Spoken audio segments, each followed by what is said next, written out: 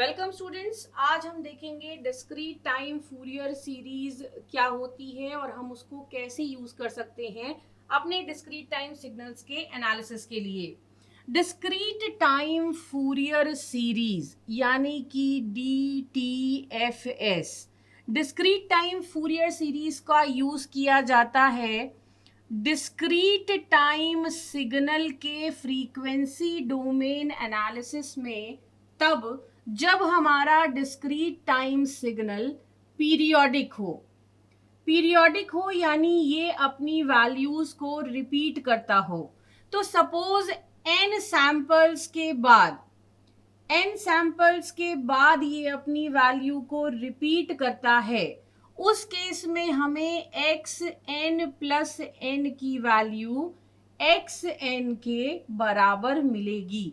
कितने सैंपल्स के बाद ये सिग्नल अपने आप को रिपीट कर रहा है, इसके बेसिस पर उसका फ्रीक्वेंसी डोमेन एनालिसिस भी होता है। और फंडामेंटल फ्रीक्वेंसी कैलकुलेट करते हैं हम बाय 2π/n से, जहां पर n नंबर ऑफ सैंपल्स हैं जिनके बाद हमारा सिग्नल अपनी वैल्यू को रिपीट करेगा।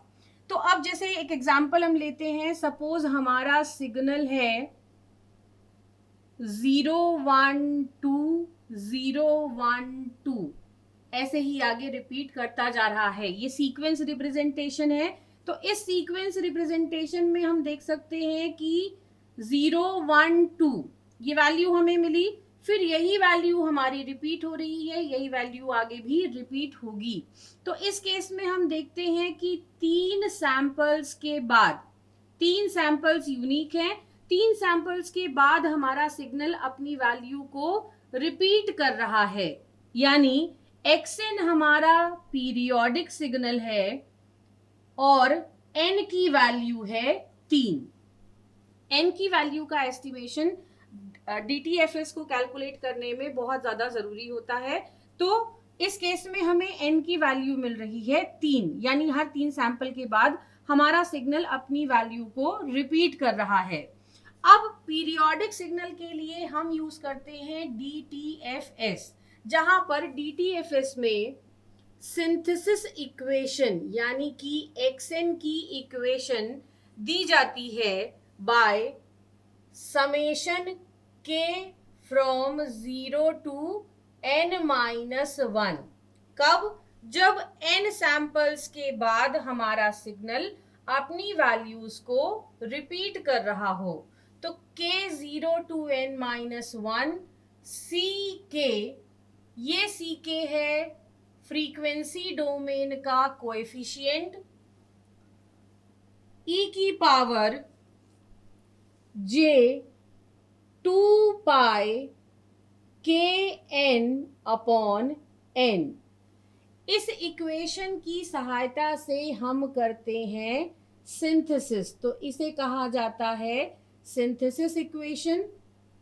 और वहीं पर फ्रीक्वेंसी डोमेन वाला कोएफिशिएंट यानी कि फूरियर सीरीज कोएफिशिएंट को कैलकुलेट करने के लिए जो फॉर्मूला दिया जाता है वो है n = 0 to n-1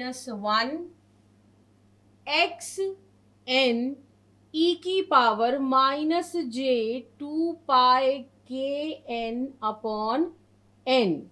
और साथ में होता है यहाँ पर 1/n।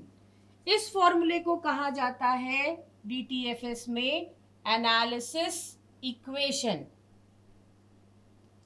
इस इक्वेशन की सहायता से हम अपने टाइम डोमेन वाले सिग्नल को लेकर जाते हैं फ्रीक्वेंसी डोमेन में, और सिंथेसिस इक्वेशन की सहायता से हम अपने फ्रीक्वेंसी डोमेन वाले सिग्नल को लेकर के जाते हैं टाइम डोमेन में। मतलब ये फूरियर सीरीज कैलकुलेशन है और ये इनवर्स फूरियर सीरीज कैलकुलेशन है। अब इसमें ये जो k की वैल्यू हमने 0 to n-1 रखी है या n की वैल्यू 0 to n-1 रखी है, रेंज को रखने की फ्लेक्सिबिलिटी है। कैसे? अगर हमारा सिग्नल n सैंपल्स के बाद अपनी वैल्यू को रिपीट कर रहा है। यानी एक एग्जांपल लेते हैं, सपोज हमारा सिग्नल, डिस्क्रीट टाइम सिग्नल जो है वो है 0, 1, 2, 3, 0, 1, 2 एंड 3, और यही वैल्यूज ये रिपीट करता जा रहा है। 0, 1, 2, 3, 4, 5, 6 और 7 वैल्यूज आर 0, 1, 2, 3, 1, 2, 3 विद 0। सपोज हमारा ये सिग्नल है, इसके लिए हमें एस्टिमेशन करना है फूरियर सीरीज का, डिस्क्रीट टाइम फूरियर सीरीज का।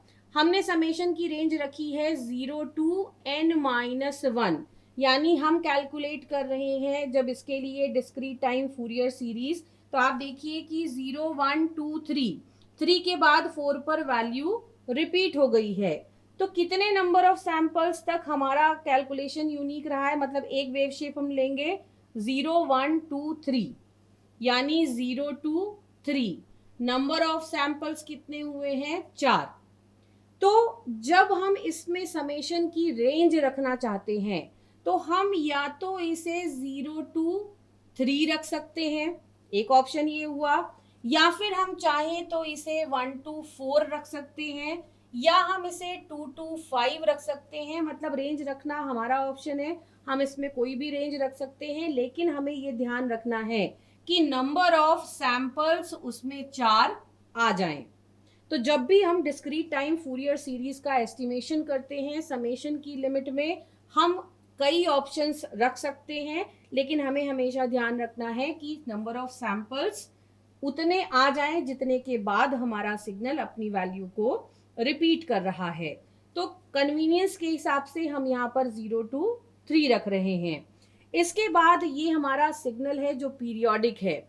अब एक पीरियोडिक डिस्क्रीट टाइम सिग्नल, हमें आगे हम प्रॉपर्टीज में भी देखेंगे कि एक पीरियोडिक सिग्नल ही देगा फ्रीक्वेंसी डोमेन में, मतलब सी के भी पीरियोडिक ही होगा और दोनों का पीरियड सेम होगा। मतलब जब हम सी के प्लस एन करेंगे तो हमें सी के ही मिलेगा।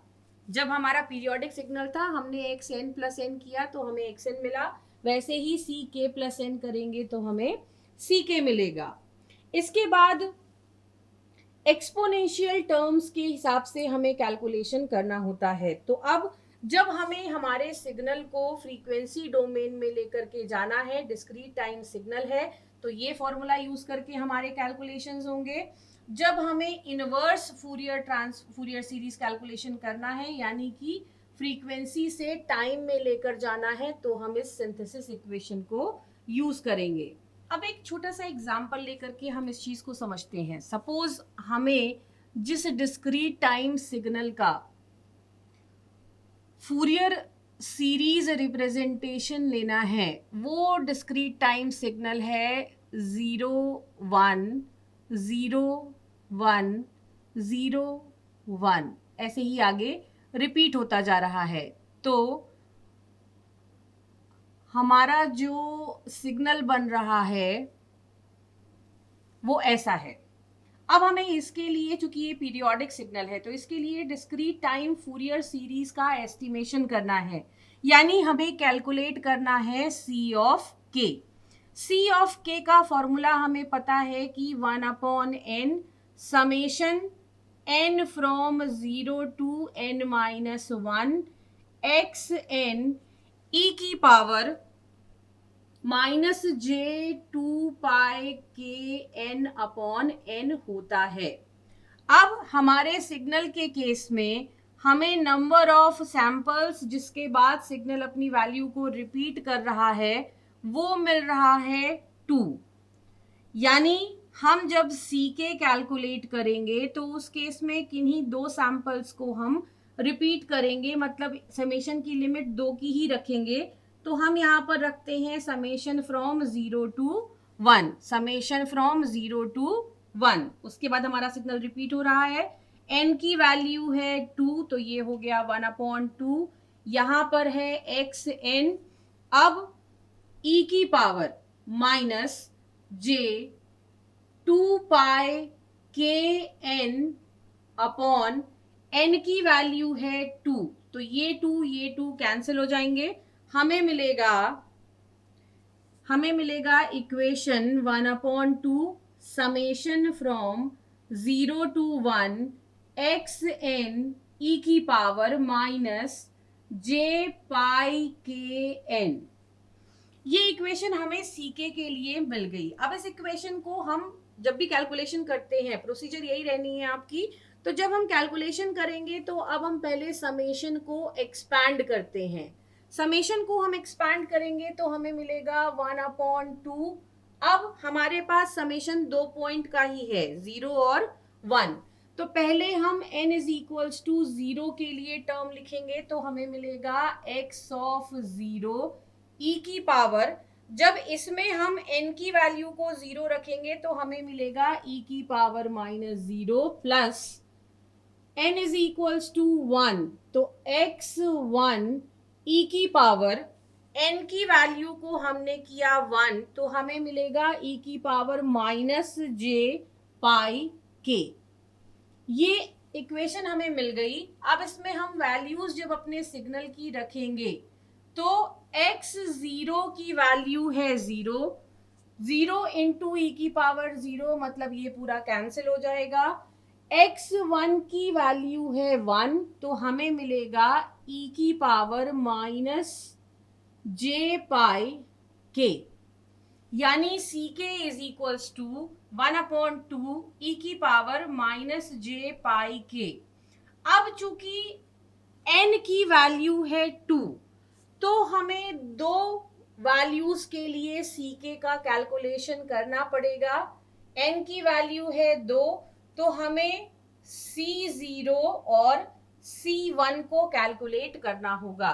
C0 को कैलकुलेट करने के लिए हम रखेंगे k इज इक्वल्स टू 0। जब हम रखेंगे k इज इक्वल्स टू 0 तो हमें मिलेगा e की पावर -0, यानी रिजल्टेंट हमारा होगा 1/2।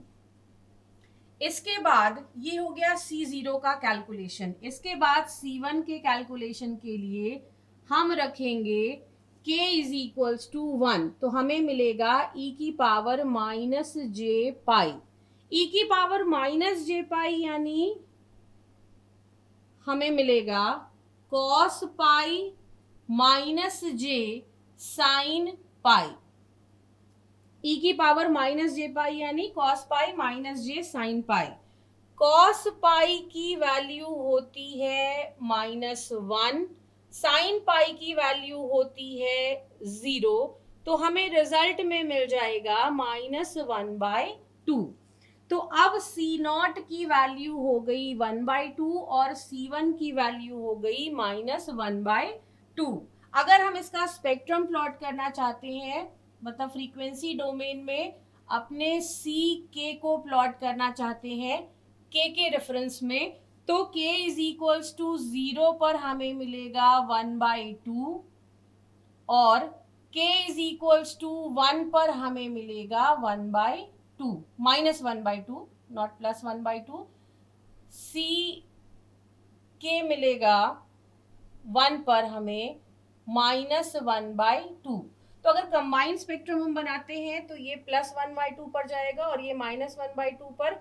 ऐसे ही ये वैल्यूज रिपीट होती जाएंगी आगे, +1/2, -1/2। अगर हम इनका एम्पलीट्यूड और फेज स्पेक्ट्रम अलग अलग बनाते हैं तो एम्पलीट्यूड स्पेक्ट्रम में कंटिन्यूअसली सेम नंबर आपको मिलेगा और फेज स्पेक्ट्रम में 0 180 0 180 ऐसा आपको सीक्वेंस मिलता जाएगा। यहाँ पे हमने कंबाइन सीके का स्पेक्ट्रम बना दिया है विथ रिस्पेक्ट टू के।